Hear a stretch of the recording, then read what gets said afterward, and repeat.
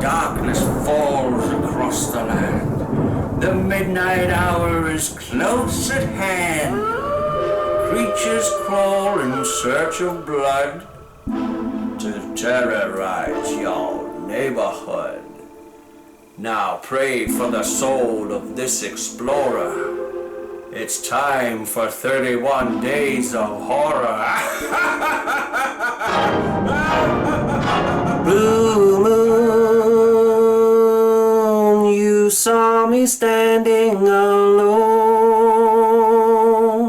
without a dream in my heart, without a love of my own. Hi there, Terence McGuana here, and today on the 31 Days of Horror, I'm going to talk to you about An American Werewolf in London from 1981. Recently on Instagram, there was a post going around asking people what the first horror movie experience was that got them into horror films. And that was so easy for me because this was the movie, An American Werewolf in London, which I saw at a very young age, and it absolutely traumatised me. When David Naughton transforms into a werewolf, that absolutely broke my little tiny brain. I would run behind the couch anytime I would hear the song Blue Moon, or anytime I would hear the roar of a werewolf, especially in the Michael Jackson video Thriller. When that video first dropped, it was an international sensation. It was on every television station. I ran behind the couch. When he transformed into that cat creature at the beginning of the Thriller video, I ran behind the couch and hid and cried my eyes out. I was absolutely petrified of werewolves as a child, and this was the movie that did it for me. And the weird thing was, my mother at the time, she would she would comfort me and do her very best to explain to me that this wasn't real, that this was special effects, that this was, you know, makeup and rubber and things. With her limited knowledge of, you know, filmmaking technique, she did everything in her power to try and get me to stop crying and being so frightened of this movie. Maybe she should have not let me see it in the first place and left me to watch Mary Poppins and Star Wars, but hey, it's in the past. And this film just absolutely blew me away as a small child, and in the early 1990s I became totally and utterly obsessed with it. I used to watch it every single day. It still fascinates me how brilliant this film is. Two American backpackers, David Kessler and Jack Goodman, foolishly wander off the roads in the Yorkshire countryside and are viciously attacked by a crazed animal. David then awakens in a London hospital and begins to experience vivid hallucinations and receives a warning from his dead best friend that he will change into a werewolf by the next full moon. When it comes to the horror comedy subgenre, I believe that An American Werewolf in London is at the very top. John Landis had written and directed this film, and he wrote it about 10 years before the film went into production, so it was definitely one of these scripts that had been marinating for a long time, and you can tell that the detail that is in this, he really understood the sort of British culture at that time in 1981. The way he manages to capture the sort of almost like the London Cockney experience is just perfect. It's absolutely perfect. I really despise when you get a film that's set in a particular city around the world and they just don't do their homework. You can tell that John Landis really understood London, and he even understood the Yorkshire moors as well. He really gets this country so perfectly. I mean, I'm not an expert on English culture, but you know, I've been brought up watching British television my whole entire life. And maybe that's where he got the inspiration from watching old sitcoms and old dramas from the UK. But he really got it. He really nailed it in this film. I can't think of a scene in this movie that has a flaw in it. This film is absolutely flawless in my eyes. The opening scene where they're in the Slaughtered Lamb pub in Yorkshire is just brilliant. It really sets up everything that you're going to experience with the howling wolf outside and the you know stay close to the roads, lads, stay off the moors, all these sort of old almost Hammer horror-esque warnings that we're so used to in horror films, and the way that these sort of dopey Americans just seem to like sort of trash that. I love the way that they sort of cut through the Griffin Dunn, especially the way that he cuts through all that sort of horror cliche that is going on in that scene is absolutely perfect, absolutely perfect. And for me, as someone from the UK, I noticed a few familiar faces in this film as well. In that opening scene where we've got Brian Glover. Brian Glover used to provide the voice of the Tetley tea commercials in this country, and he was he was a wrestler as well. And another face in there is Rick Mayall. Rick Mayall is an absolute comedy legend in this country. I'm not sure if anybody in the rest of the world has ever heard of the television series The Young Ones, but The Young Ones was an absolute benchmark of comedy in this country, and Rick Mayall is a legend, absolute comedy legend, God rest him.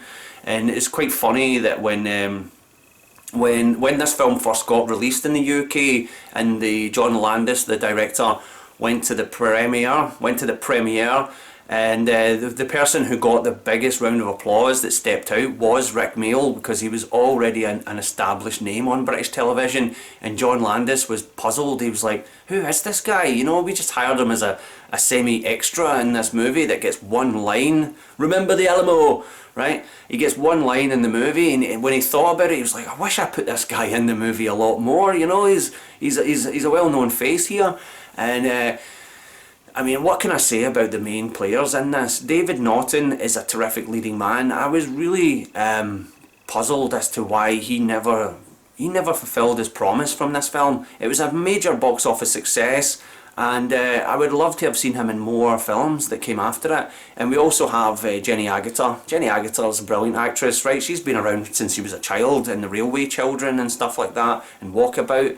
She's absolutely perfect in it. She's really brilliant in this film. And Griffin Dunne, every time that character is on screen, when he comes back as as this sort of undead zombie that is left in limbo, that's there to warn David about transforming into this horrible beast. Those scenes are excellent. You ever had a conversation with the dead David?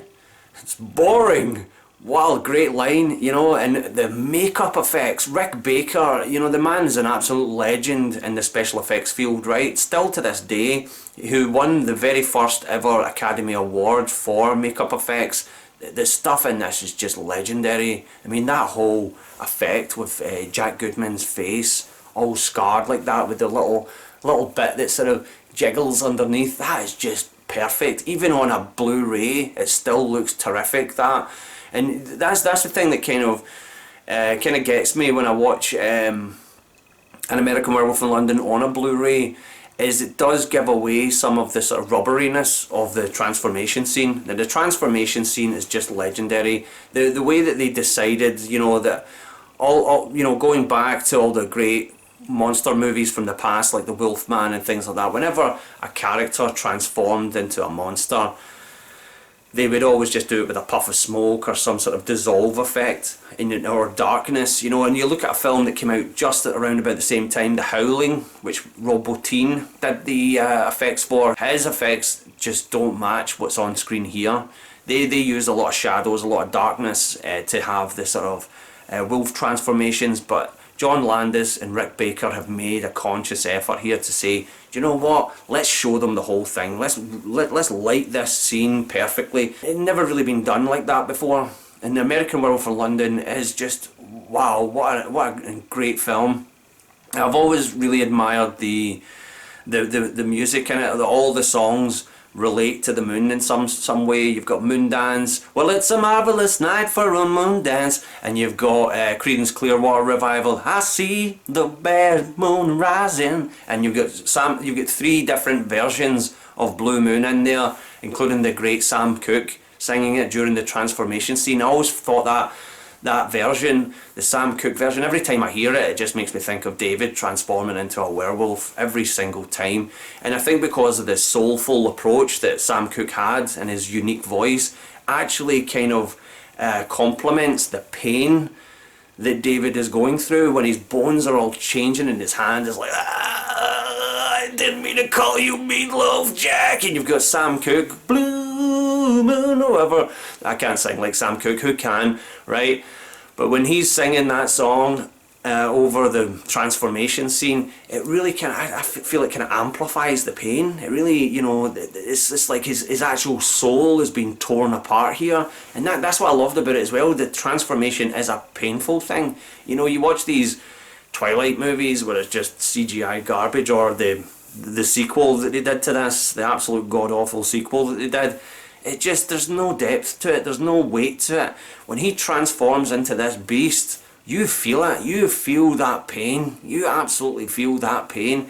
And what is there got to be said about the humour? The humour in this film is just perfectly matched with the terror. It's just a great balancing act that John Landis pulled off in here. And this is his best film. John Landis has made some incredible films, The Blues Brothers, The Three Amigos, you know, and none of them can touch this. An American Werewolf in London is his best film. And I remember hearing a few years ago that his son, Max Landis, who I'm not a big fan of, and I don't think many people are, to be honest, is he was planning to remake this. Oh, I'm so glad there was a kibosh put on that. That would have been dreadful. The humour is perfect. I love all the little side characters, like some of probably one of the funniest scenes in the movie is where, after David has killed a bunch of people as the werewolf, he's invited into this porno theatre in Piccadilly Circus with Jack Goodman in attendance as this, you know, rotting corpse, and they've got some of the other victims sitting there. You've got this this cute couple who look like they've just came from a British sitcom. Oh, hello, how are you doing? Hello. Hey, you know, they're absolutely hilarious. And you've got that moody guy.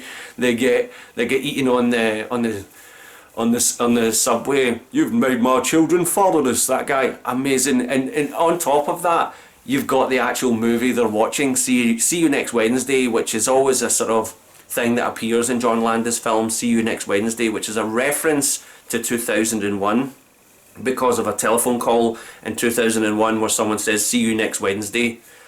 I never understood it, but it's in everything, Trading Places, you know, the Three Amigos, it's in all of his films somewhere, even Beverly Hills Cop 3. Strange, but yeah, the movie in the porno theatre is called See You Next Wednesday, and that is just hilarious as well, you know, where it's just people having sex in the movie, right, as they do, and this character, you know, the telephone rings, they get interrupted by the telephone ringing, and then this character comes in and goes, hey, what the bloody hell are you doing? I've never seen you before in my life. Not you, you twit. It's just great, because it just gives an example of how sort of boring a lot of these movies are. You know, it's like, we're just here to see the sex. Yeah, there's nothing else except some guy walks in and goes, oh, all right, you know, and away he goes. That just kills me in that film. And what the climax is just absolutely brilliant, with the whole Piccadilly Circus is just having an absolute riot with this werewolf running around. Now, if you like this video, hit the like button. If you want to subscribe to the channel, hit the subscription button. And until then, bomb ba da bomb ba bomb ba bomb bomb ba da bomb ba da bomb for dang a dang dang for ding a dong ding, blue moon, blue blue blue moon, dib dib dib blue blue moon, blue moon, dib dib dib blue blue moon, blue moon, dib dib dib bomb ba da bomb ba dom ba dom bomb ba da bomb for dang a dang dang for ding a dong ding, blue.